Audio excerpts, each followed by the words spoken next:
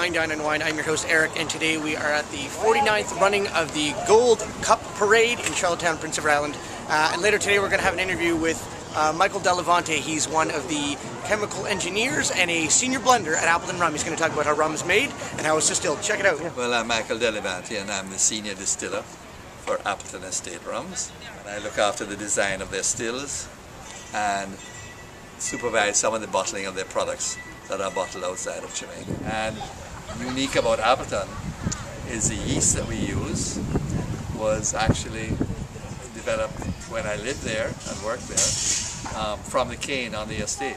So it's an indigenous yeast that we use for fermenting our molasses.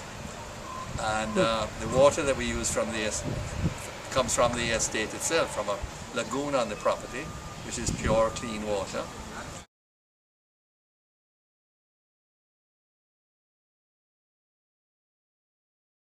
Is that we use pot stills, which are a slow distillation process that is unique to Jamaica.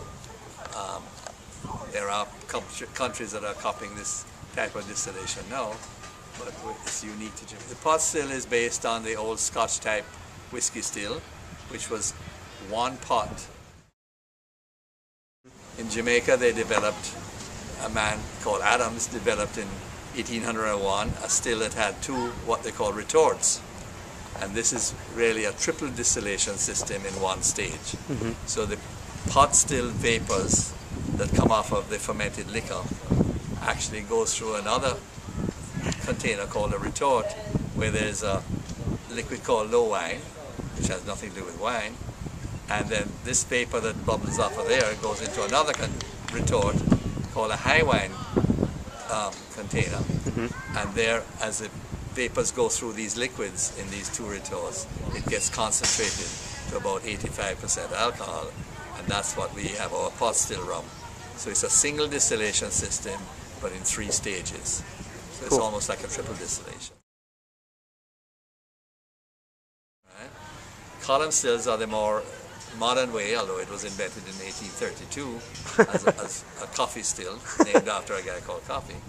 And that was what was used for making the Scotch type grain whiskies, right?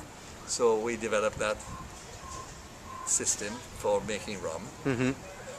Jamaica was not the first to do it, but we started using them in the 50s to blend with our pot still rum. So these columns make lighter spirits, in this case rum, and they're blended with the heavier pot still rums.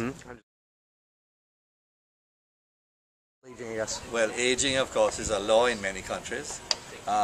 In the case of rum, Canada is the only country that requires that rum should be aged for 1 year.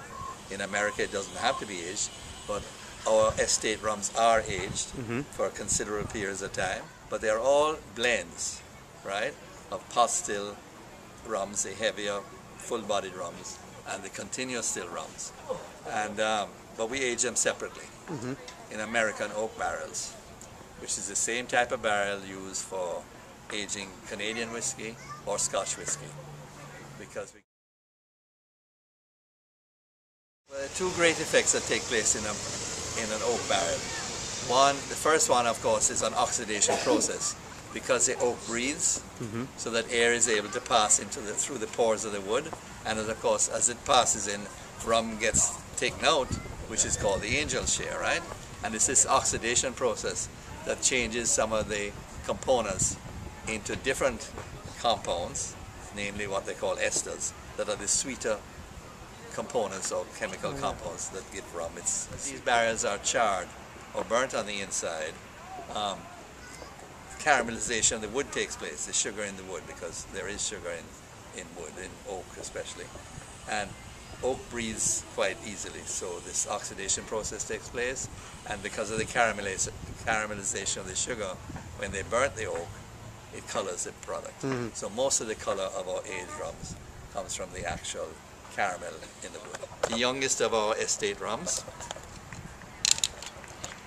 and I'll pour it out for you to show you the color that actually is derived from the wood. Mary, I just got your email and I didn't feel like answering it. I emailed it because I like to talk to people. But anyway, I'm glad you got the book. Before